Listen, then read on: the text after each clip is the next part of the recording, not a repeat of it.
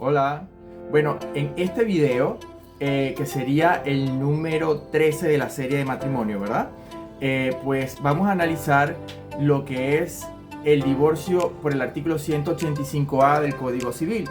Y precisamente vamos a analizar lo que dice textualmente el artículo, cuál sería el procedimiento que dice el artículo, pero vamos a analizar también jurisprudencia del Tribunal Supremo de Justicia que modifica lo que es el procedimiento establecido en la ley. Entonces, bueno, ya haciendo las acotaciones, si estamos de acuerdo o no según la ley, si la sala constitucional puede hacer estas modificaciones o puede legislar, bueno, ya eso es algo de análisis de ver si de verdad existe o debe respetarse la autonomía de los poderes, porque sabemos que el poder legislativo es el que debería pues realizar las reformas, las modificaciones, toda la parte legislativa. Pero bueno, la sala constitucional ha determinado este procedimiento o esta forma de interpretar el artículo 185A, que bueno, ellos lo interpretan pero a la vez lo modifican. Y bueno, entonces como es de lo que es la sala constitucional, se considera que es vinculante y pues es de obligatorio acatamiento y es lo que hay en el país y es lo que se está siguiendo en los tribunales. Yo doy acá mis criterios porque bueno, estas son sentencias del Tribunal Supremo de Justicia que fueron dictadas sobre casos de tribunales civiles ordinarios, ¿verdad? Pero, ¿qué sucede cuando se dan estos casos? Pero hay hijos menores de edad, entonces ya no serían los tribunales civiles competentes que van a conocer del 185A, sino que serían los tribunales de protección de niños y adolescentes. Pero ¿cuál sería el procedimiento? ¿El que dice la jurisprudencia o hay que adaptarlo por la uniformidad de los procedimientos que establece como principio la misma ley orgánica para la protección de niños, niñas y adolescentes? Entonces, ¿cuál es mi criterio de qué es el procedimiento que se debería seguir? Adaptando la jurisprudencia al procedimiento o a los procedimientos establecidos en la LOCNA. Bueno, sin quitarles mucho tiempo, comencemos con este interesante estudio.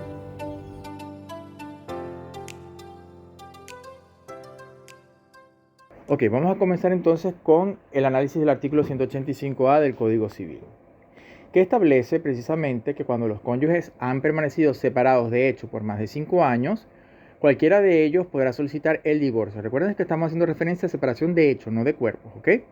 Aquí los cónyuges por algunas circunstancias se separan, pero de hecho, entre ellos dos no hay ninguna resolución judicial que determine que están separados de hecho como tal, ¿ok? Entonces, los cónyuges cuando han permanecido separados de hecho por más de 5 años, cualquiera de ellos podrá solicitar el divorcio alegando ruptura prolongada de la vida en común. Con la solicitud deberá acompañar copia certificada de la partida de matrimonio.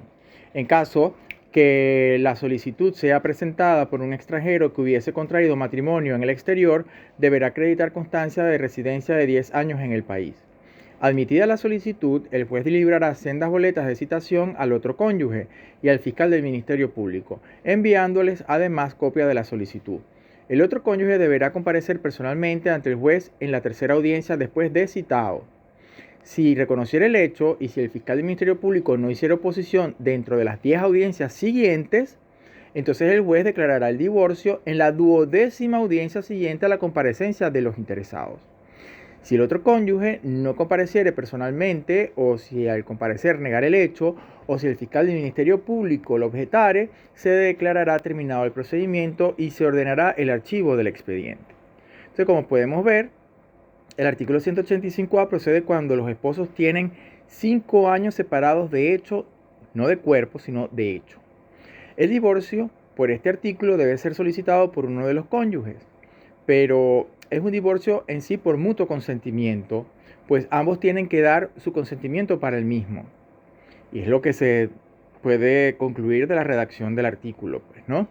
Es importante tener en cuenta que una vez solicitado el divorcio por uno de los cónyuges, el otro o el fiscal del Ministerio Público pueden hacer oposición al divorcio, caso en el cual se declarará terminado el juicio sin disolverse el vínculo matrimonial. Algunas ideas importantes que podemos resaltar en esta próxima lámina es que el artículo 185A, en él se alega la ruptura prolongada de la vida en común. Sí y solo si han transcurrido 5 años de la separación, pero 5 años de hecho. Tenemos acá algo importante que dice Grisanti Aveledo, y que se ha pretendido justificar la causal de divorcio basada en la ruptura prolongada de la vida en común, argumentando que es una solución orientada a poner fin a un matrimonio que estaba roto, aunque subsistía, y a los problemas de filiación podrían presentarse como resultado de las uniones de hecho en que podía involucrarse cada cónyuge por su lado. Entonces, para evitar estas confusiones, porque claro, si están separados de hecho, pero todavía están casados, entonces estas personas podrían tener nuevas parejas y entonces podrían tener hijos con estas nuevas parejas y se podría poner dilucidar una gran confusión con respecto a quién entonces es el hijo, porque está teniendo un hijo con esta nueva pareja, pero resulta que está casado todavía a pesar de que tienen más de 5 años separados de hecho. En esta próxima lámina pues vamos a dar datos importantes sobre el procedimiento. Ya sabemos que, a ver, si no hay hijos menores de edad, el procedimiento pues se solicita ante los tribunales civiles y perfectamente se sigue el procedimiento establecido en el artículo 185A del Código Civil. Pero cuando hay hijos menores de edad, el procedimiento por los principios de la LOBNA varía, pues se debe aplicar el procedimiento de jurisdicción voluntaria establecido en la LOBNA en los artículos 511 y siguientes. Cuando no hay menores de edad, entonces se aplica el procedimiento establecido en el Código Civil, ya lo tenemos claro. Y bueno, el procedimiento pues sería que uno de los cónyuges acude ante el juez a solicitar el divorcio, tiene que ser uno solo, según lo que dice el artículo 185A. Porque hay autores que dicen que si acuden los dos cónyuges a solicitar el 185A, hay un vicio en la solicitud por ser una norma de orden público. Ahora, yo les voy a ser sincero, cuando yo estaba en el tribunal, yo el 99% de las solicitudes de divorcio por 185A que recibí, iban los dos cónyuges al mismo tiempo y solicitaban lo que es el divorcio por la ruptura prolongada de separación de más de 5 años, esta separación de hecho, pues, ¿no? Y por eso les digo que en la práctica generalmente acuden ambos cónyuges a hacer la solicitud y solo se procede a citar al fiscal del Ministerio Público. Y yo le procedía perfectamente porque tampoco hay que, hay formalismos que son absurdos y la consecuencia es lo que se busca de todas maneras, porque si hay que citar al otro y el otro está de acuerdo, entonces pues se concede el 185A y si van los dos, pues para mí no hay ningún tipo de problema. Yo lo tramitaba de esa forma, pues, ¿no? Entonces fíjese que si va uno de los cónyuges, se cita al otro cónyuge, quien deberá comparecer personalmente ante el juez en la tercera audiencia siguiente después de que ha sido citado. Y también se cita al fiscal del Ministerio Público, porque este puede hacer oposición. ¿Ok? Y por supuesto, el cónyuge a quien se le está citando también puede oponerse. Y como tercer punto en esta lámina tenemos que si el cónyuge reconoce la separación de hecho y el fiscal del Ministerio Público no hace oposición, entonces dentro de las 10 audiencias siguientes, el juez declarará el divorcio en la 12ª audiencia siguiente a la comparecencia de los interesados. Eso es muy fácil.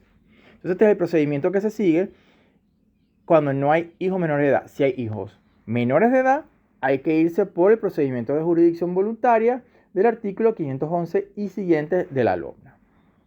En esta próxima lámina vemos un dato importante sobre este artículo 185A, que es que exige que en el caso de que sea necesaria la citación, la comparecencia del cónyuge citado debe hacerse personalmente para garantizar que él ha tenido conocimiento personal y directo de la solicitud de divorcio presentada por su cónyuge. Comparecencia que evita cualquier situación irregular que podría presentarse si fuese permitida por medio de apoderado. La relevancia de la comparecencia personal del cónyuge citado se reafirma cuando el legislador sanciona la inasistencia de éste con la terminación del procedimiento y el archivo del expediente. Igual efecto jurídico produce si el otro cónyuge comparece personalmente pero niega el hecho de la ruptura prolongada de la vida en común por haber permanecido separado de hecho por más de 5 años, o si el fiscal del Ministerio Público objeta el mencionado hecho de la ruptura prolongada de la vida en común. Lo cierto es que el artículo 185A del Código Civil solo impone la obligación de comparecer en forma personal al otro cónyuge, a quien el juez citará mediante boleta, pero no a quien comienza el procedimiento mediante la presentación de su solicitud. Y esto lo tenemos pues en una sentencia de la antigua Corte Suprema de Justicia, Sala de Casación Civil, del año 87, como se especifica en la lámina. Por lo que en este caso podría ser introducida la solicitud mediante apoderado con poder especial. En el caso que ambos cónyuges ocurran personalmente al tribunal a solicitar el divorcio 185A, pues como ya dije, no hay problema. Pero como se ha hecho referencia en la práctica, muchas veces comparecen los cónyuges conjuntamente a hacer la solicitud mediante un mismo escrito.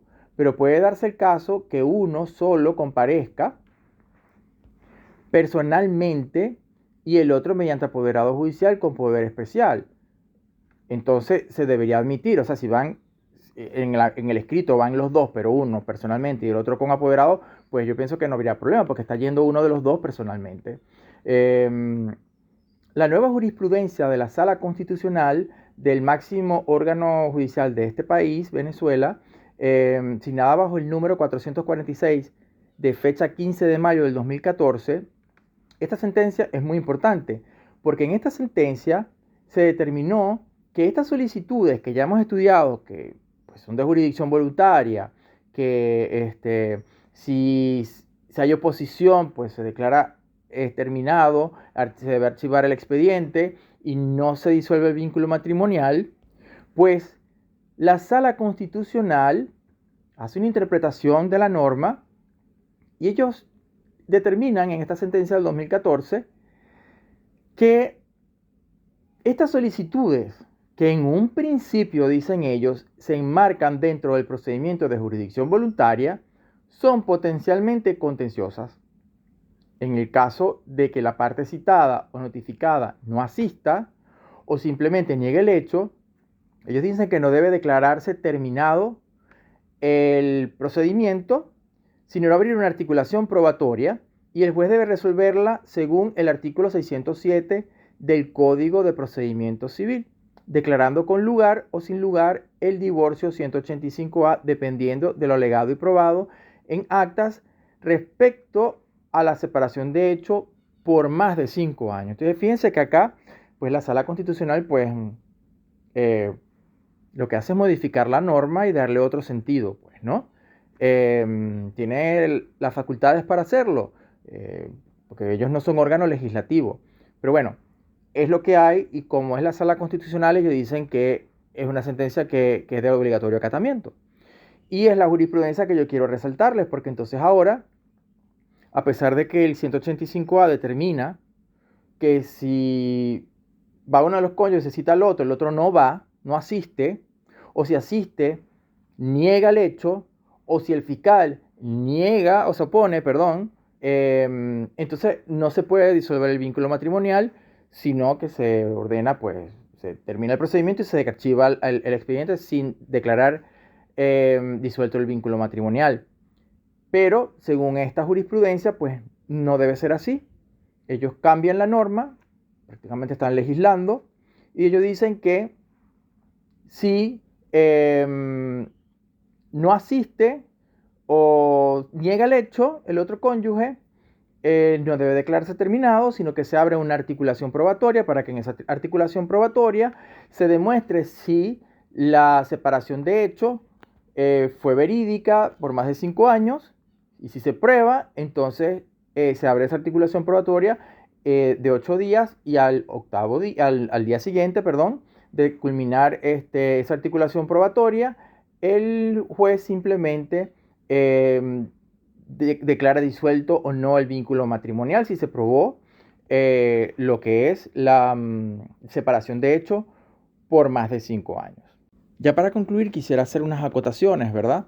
Porque, bueno, el 185A se presenta cuando hay hijos menores de edad, se tiene que presentar en el Tribunal de Protección de Niños, Niñas y Adolescentes, específicamente ante los jueces de mediación y sustanciación. Pero los jueces de mediación y sustanciación ya sabemos que ellos no pueden resolver al fondo pretensiones de divorcio o de custodia o de obligación de manutención o convivencia familiar, porque quienes deciden esas pretensiones al fondo son los jueces de juicio. Entonces, claro, cuando estamos hablando, porque si es en los civiles, perfectamente se sigue el procedimiento del 185A como está determinado en el código, o según la jurisprudencia, si hay oposición o se niega el hecho mediante la articulación probatoria y el juez decide. Pero en estos casos debemos pues aplicar o interpretar la jurisprudencia con respecto a los principios de orden público de la LOPNA, de la Ley Orgánica para la Protección de Niños, Niñas y Adolescentes, porque esta ley prohíbe que se apliquen pues, procedimientos externos a la LOPNA. Se deben adaptar a los procedimientos, por eso está la unificación de los procedimientos, ¿ok? Entonces, no tendría mucho sentido jurídico que el juez de mediación y sustanciación, ¿verdad?, no tenga competencia para decidir al fondo de juicios de divorcio, custodia, obligación de manutención y convivencia familiar, porque quien debe determinarlo mediante sentencia es el juez de juicio. Entonces, no tiene lógica que entonces para este caso, si seguimos el procedimiento estricto de la jurisprudencia sin aplicar o adaptarlo a los principios de la LOPNA, entonces el juez de mediación y sustanciación estaría prácticamente resolviendo o disolviendo un vínculo matrimonial controvertido, ¿verdad? En el caso de que estamos hablando específicamente cuando hay controversia, porque si es de jurisdicción voluntaria no hay problema. Si es de jurisdicción voluntaria, pues se recibe el juez de mediación y sustanciación a través del procedimiento de jurisdicción voluntaria, lo recibe y pues constata, según también las jurisprudencias, no habría falta la realización de audiencia única, y el juez puede inclusive, bueno, hay quienes realizan la audiencia única para declarar la disolución del vínculo matrimonial, pero bueno, hay otros por las jurisprudencias de la sala social que determinan que, bueno, que ni siquiera es necesario una audiencia única, sino que constatando los hechos, pues se resuelve la solicitud. Pero si hay controversia porque se niega o no va el citado o notificado sobre el 185A y hay hijos menores de edad, pues en este caso, según la jurisprudencia que acabamos de analizar, se debe aperturar una articulación probatoria. Pero si nosotros ajustamos, según el 607 del CPCA, pero si nosotros tenemos que aplicar los principios de la LOPNA, entonces resulta que aquí debería entonces pasarse a la fase de sustanciación, que es la fase de sustanciación, se hace toda la cuestión probatoria en materia de LOPNA, y luego cuando termine la fase de sustanciación, entonces se le pasará el expediente al juez de juicio para que sea quien en realidad tiene las competencias para conocer de juicios que no sean de jurisdicción voluntaria, porque entonces ya esto no sería de jurisdicción voluntaria porque sería contencioso si hay una oposición o se niega el hecho, y entonces sea el juez de juicio quien declare el divorcio, y en caso de que también haya que terminar las instituciones familiares, sea el juez de juicio quien también decida según todo lo que se recopiló en la fase de mediación y sustanciación en el aspecto probatorio. Bueno, con esto culminamos el análisis del artículo 185A, donde hemos analizado no solamente la lectura textual de la norma del 185A, sino también cómo esta fue variada o modificada por la sentencia de la Sala Constitucional del Tribunal Supremo de Justicia. Y bueno, les he comentado también los criterios de cómo seguir el procedimiento cuando no hay hijos menores de edad y cómo debería ser cuando hay hijos menores de edad. Espero que les haya gustado la videoclase, estas explicaciones, y bueno, nos vemos en un próximo video y que Dios les bendiga.